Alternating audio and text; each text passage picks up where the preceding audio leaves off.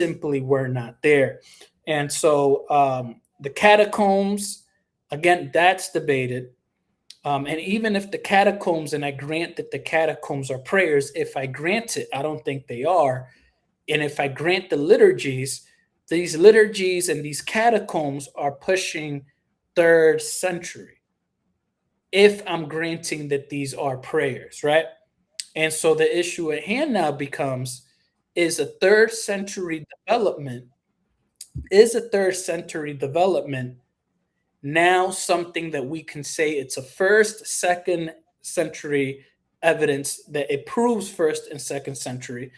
And the reality of that is I'm going to have to say no, right? Now, one of the arguments that were used was that one of the arguments that were used was that the reason the church fathers didn't write about it was because it was a common practice. But again, praying to God, it doesn't get more common than that, and they wrote about that. Jesus being God, it doesn't get more common than that, but they wrote about that. And so that argument doesn't really work for me. Um, but yeah, that's what it is. A lot of nasty comments, but overall we got it done, and I'm very happy with what happened tonight. But we're getting an audience here. We're getting an audience here because we're gonna move it over to Zanzi's platform in a few. So I want to just get the audience here, and then we'll do that. But go ahead. Is there any EOs here? Dunning Kruger is. All right, Don and Kruger. So what is your opinion of this? Okay, I mean, just to clear the air right away, I'm not a debater. I'm not here to debate. Oh, that's I fine. do listen to debates because I want to have keen thought like debaters do. And remember, all the church fathers they brought up in the questioning, they said, "Let us on both sides pray for one another." So I was willing to dig into the church fathers, something I don't think he was really willing to do. He was putting a lot on the back of Saint Hippolytus, and he said that one part was a prayer, but the other was not. And so, it was we go with the flow of it, and I think it was good, but I think he kind of conceded that at the very least he wasn't aware that the early church fathers' writings, he's not aware of them. And I don't think it's a matter of being aware of them. I just think they don't exist. But go ahead, Kruger. What are your options of this? And then, yeah. Well, so I just had a few questions along the lines of like basically like worldview issues. So first, I mean, if you were to have, I don't know if you're a father or not, but let's say you are or you will be, you have children, you would want them to like be raised in the faith, obviously, and then your grandchildren and then your great grandchildren. You wouldn't want them to have to start from scratch to learn their faith all over again and have to do all the research on their own every time again. So what is your issue? And I mean, I guess anybody in here who's in the clique can answer, because I'm curious. What is the issue with the idea of the church having like a living memory for 2,000 years that doesn't require everything to be written down, especially considering how expensive, time-consuming, and often just ineffectual, since we lost most documents, Yeah, brother, look, What it's do you what writing do you something mean down by is. what do you mean by living memory? And what do you mean what do you mean we lost most documents? Like your question seems to have a lot backloaded into it. The word of Well, God by is living eternal. So like by living memory, I mean that the idea of the church is his bride, right? So the idea of when you view the church as a kind of person in that kind of sense, the idea is that she has a living memory. A part of your answer might be that you dispute that it has one, but that's a part of what I'm asking. no, I mean I And then don't know the what you mean by documents, I one. mean, Yeah, when I I don't when know it what comes you to documents, mean I by mean, one. Like when you say, okay, the church clearly has a living memory, like there seems to be a lot you're loading into that we don't necessarily mean. Like, do you mean the church is historic? Do you mean the church has existed for 2,000 years? Of course.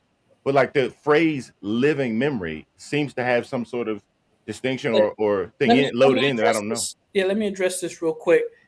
Somebody said JP accepted the translation. Alex threw out. The reason is that I didn't want to go back and forth with translations. Uh, I'm willing to concede that the word ask could be defined as pray. And so I'm willing to concede that for the bigger argument on where do you have evidence that that can be done to saints in heaven? So that's why I said that. There was a lot of things I granted for the sake of argument. Carry on, HHS. Yeah, no, no worries. Like I said, it seems to be he's loading something in that I'm not understanding. I'm trying I mean, that's fair. Yeah, That's fair. so I think Just so go on. I was going to say, I think maybe what's trying to be said here is that the church has the ability to produce and render judgments past the apostolic era. Like it's a living body. Are It you didn't Eastern die. Orthodox? No, I'm not. Okay, because the Eastern Orthodox say, that the faith is once handed down, right? So if the faith Mhm. is once handed down, and we have all these teachings on prayers, JPS, that's why I'm getting confused. Now there's this declaration of the church has a living memory. Like again, what I'm trying to like drill in here is because what does that mean? Are we saying like that I can go look at the history books of the church? Sure, like I can do that. But he seems to be that he's intending something else.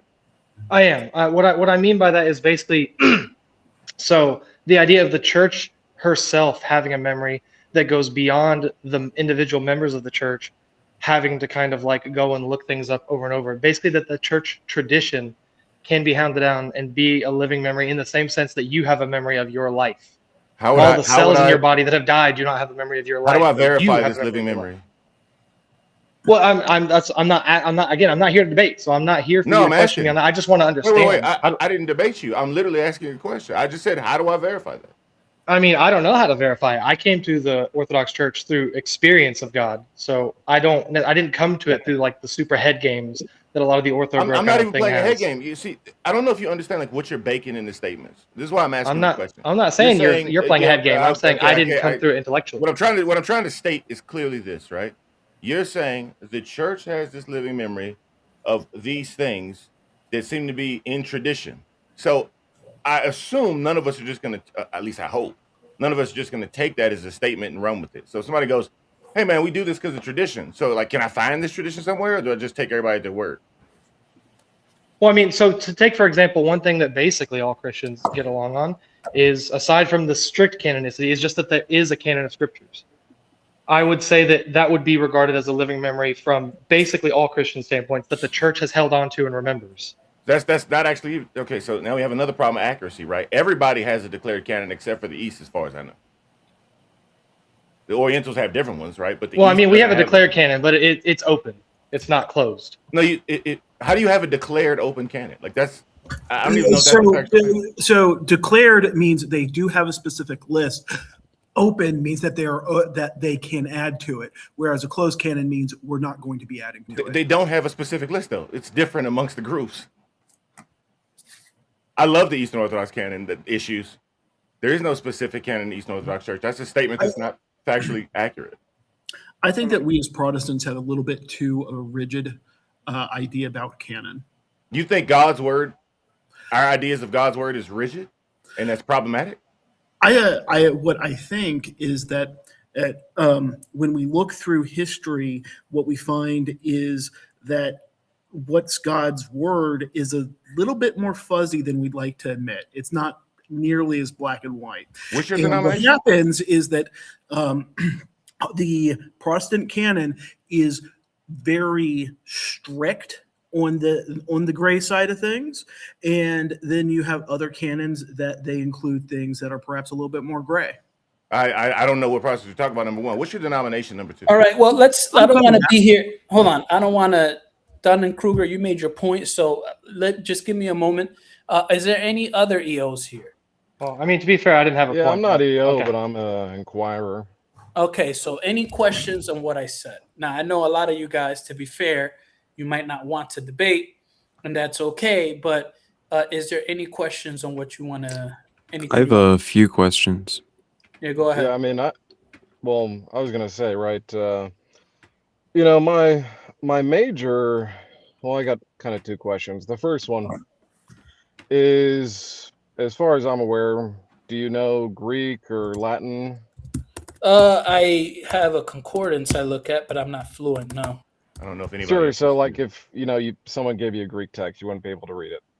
I would Now- look it up on the concordance, or I would look up the translation. But get to your point, because we Sure. have a lot of people here.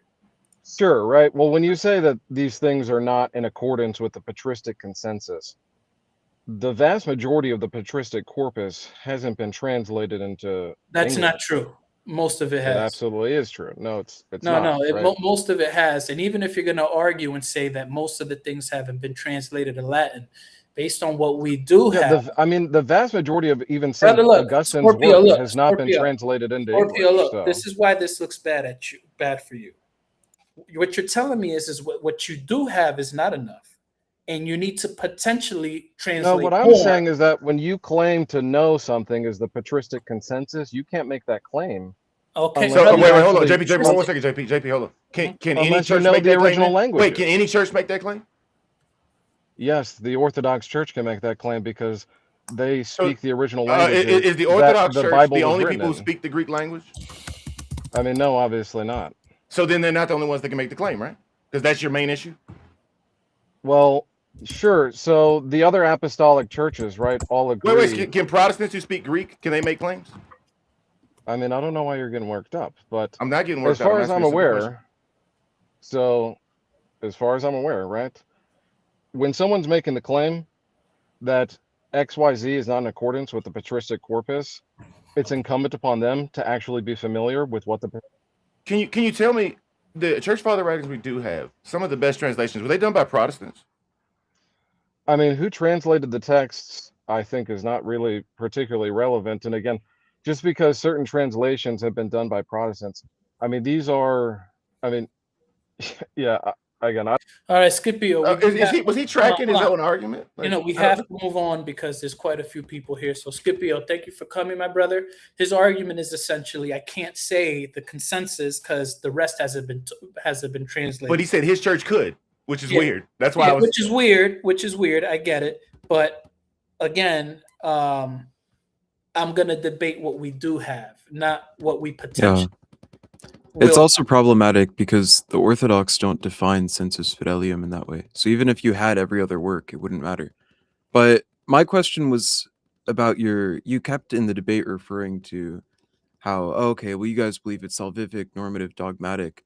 Yes, I don't believe that's the Orthodox position. It That is, it's it is. salvific, Second Nicaea. normative, and dogmatic. Second Nicaea, brother, says if you don't practice, you're anathema. And if you Don't don't ask practice Mary, what if you don't seek intercession of Mary the for saints. intercession, who is the saint, you are definitely anathema. Second Nicaea. So now So you know. So look, now you know. Go look at Second Nicaea, and I'd love to talk to you again, my brother. God bless. I had another question as All right, well. another if you don't question, mind. one more, because we do have a lot of people. Okay. Go ahead. Are you familiar with the Baroque scholastics arguments for intercession? I've probably heard it. You would have to repeat it, but 99%. Well, I mean, there's like a couple dozen of them, but I was just wondering if you're familiar. and you Make had a one. Make response. one. One of them is like the perfect charity argument, where it's like all of the blessed in heaven possess perfect charity, and perfect charity necessarily seeks the good of all of the fellow members. Oh of yes, Christ. yes. I I would typically argue that is a necessitate that you can pray to them. One doesn't have to do with the other. You don't think there's like a correlation between invocation and the reciprocation correlation of the would be invocation? the correlation would be a leap. That's why when Alex said he doesn't really know about any church father writings, other than the ones that he was essentially bringing up, that to me was huge, because one of the arguments that EOs make is that the fathers are on their side. But if you don't really have any church father writings, and all of the Second Temple Judaism texts that he brought up, I debated them all. There was not a source that he brought up that I didn't debate. Every source. I'm just speaking like purely on logical grounds. Like, Logically speaking, it would be a leap. Just because the people in heaven are perfectly charitable does not necessitate that now me on this realm, I can pray to them in heaven. I'm not saying it necessitates it, but you would agree that there is a correlation between the invocation and the reciprocation of the invocation. If these people are in heaven, and if these people do know things through means of the beatific vision.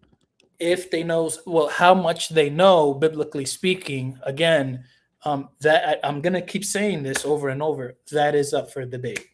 So a lot of the claims that you guys make, and I'm not saying you make, but a lot of the claims that individuals make at hand are really up for debate. So you might say something along the lines like, hey, JP, it because they have perfect knowledge, and I'm assuming that's what you believe, because they have perfect charity, because they have A, B, C, D, E, F, G, H all the way down, that then means that you can X. That's where I'm saying there's the leap. I'm not saying that you're illogical. I'm not saying you're stupid. I would never say those things. But what I'm saying is that nevertheless, there is still that leap. Sure. So how exactly would you cash out the knowledge of the saints in heaven? Well, we see that they know some things to some capacity. The particular individuals that got sliced, that's all I can say. They knew some things, but to what capacity, we don't know. When the particular elders in Revelation, which he didn't really mention, ironically, I guess he watched my videos and I would probably rebuttal that. And we're trying to get as many viewers as possible because we're going to help out Zanzi's channel. So that's what I'm trying to do right now.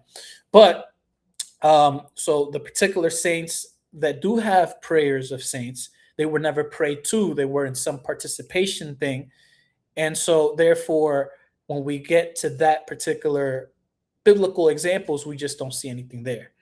And so they might have some level of knowledge to some capacity, but we just don't see anybody praying to them. Sure. And exactly what authority do you place on patristic consensus? I place a lot of authority, but again, like I was telling Alex and everybody, a lot of the things that you say the early church fathers believed in consensus are actually up for debate, which is why I was saying. I would agree with that. Yeah. So, and thank you for being honest, but that's what I was saying. So Alex would say, hey, the consensus of the fathers is that they disagree with you. Well, if we go point by point, each point is debated, and that is the big debate. And that's why with intercession of the saints, I think the best concession that I had is that he really didn't know any other fathers' writings. All he was banking on was on liturgies from the latter part of the 3rd century. He didn't really have any fathers other than Hippolytus and the church mother, which is Perpetua, which I would have to look at that source and say even that is up for debate. So, you know, yeah, and even if you have consensus, that doesn't automatically prove that it's true. And then you have that, and then you have that as well. Yeah, and the Eastern Orthodox Church doesn't even always take consensus, Patrick, even though they claim they do. Yeah. All right. Well, I appreciate you, my brother. If this, do you have another question, my brother?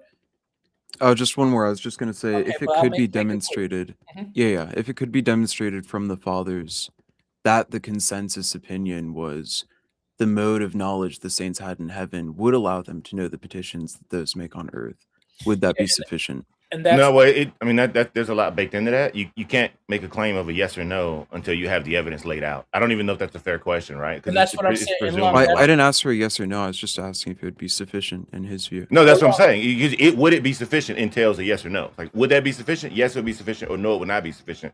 And I'm saying you're loading a lot into that without the evidence for somebody to evaluate. So I don't know if that's a fair ask. We can't make like a hypothetical judgment. I think that's dangerous with theology like the one you're proposing. Is that not fair to say? All hypotheticals don't mean it's not dangerous.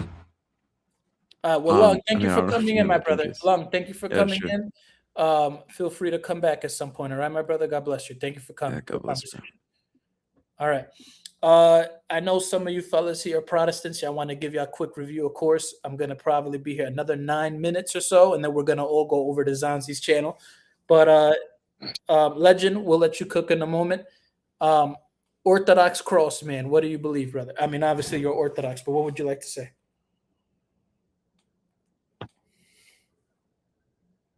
You're muted, brother. Is he here? I don't even see a logo. All right, so we got to get him out of here then. Okay, let's see. You know what's funny? It's showing that he's here, but he's not backstage. Yeah, I think he's having some sort of issue. Yeah. All right. Well, I guess we could go to the fellas here. Okay, so Zanzi says he got 5 more minutes. All right. So we're going to be doing something on Zanzi's channel, so we'll wait for him to say what he got to say. But what did you fellas think of the debate? CK, Yugi, what did you guys think?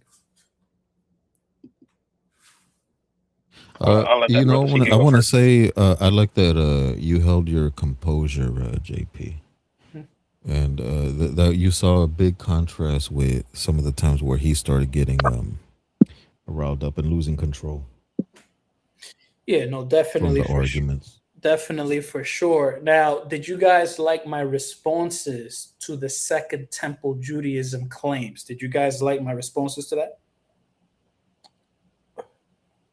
I To did be what I honest, I saw. wasn't as impressed with them as I might want to be. I feel like I don't believe in the intercession of the saints, but I feel like Alex overall did a better job in that debate. How so? So I just felt that he was clearer. I think that Clear how? How? so I think he showed a very solid path, right? And you might be, well, this is all disputed. Though this is all No, disputed. but which argument did he make that was best proved this case? So I think what he was presenting as a cumulative argument. Sure. Which part of the So- cumulative? So for me, I think that given the at the cross and what was said by the rabbis in Yeah, the wait. Jewish tradition, that it is likely that Wait, prayer. wait. Slow down. Which Jewish traditions? You see, brother, this is what always happens. They'll say, and this is the story of my life. Now, this brother here is gonna have to substantiate what he said. So notice he said the Jewish traditions. Now he's gonna tell us which ones. Go ahead, tell me. So it's the ones that they mentioned in the debate, the Ben Hania. Like you can say, Rabbi okay, Hanina. What did Rabbi Hanina say? right. So from my understanding, my reading of the text, No, what it says is that you go if you want to Hold on, ask what somebody to pray century? for you go to the Jewish grave. Hold on. What century You know? was Rabbi Hanina in? I think you put him in the 3rd century. Okay, he was in the 3rd century. Where in the text did it say that they were praying? Because when I spoke to Alex in cross-examination, I told Alex that they were not praying to the dead that departed. They were going to the tombstones to pray so they can get a blessing from the Jews, but they were praying to God directly. So how was that a good argument? Brother, I don't want to hear silence. When I talk to you, quick responses, brother. Right. So what I have to do is go back to the text itself. Yeah, go ahead. I'll help you out. Talmud 16a. Go ahead. Yeah. And I want you to show me where in that text they were praying to the people in the graveyards. And if they weren't, then your whole argument collapses because what you said was not true, because what he made was an assertion, which I said in the debate. I don't even know how You don't this need is to going. unmute. This is so easy. Now, let me tell you guys what's going to happen. He's going to go to 16a in the Talmud. The Talmud isn't going to say that we're praying to the dead, and now he's going to have to say something else. And so faith from facts, this is why it's important. And I said this very clearly in the debate, that it is going to be time for the audience to fact check everything, because there was no way in hell I could have responded to every single point he made. But I did respond to that one, and I responded to that one very convincingly. I would like to point out that I hope a lot of people do go back and fact check so what I'm what going to do was is said I'm during going the to debate. You know what I'm saying?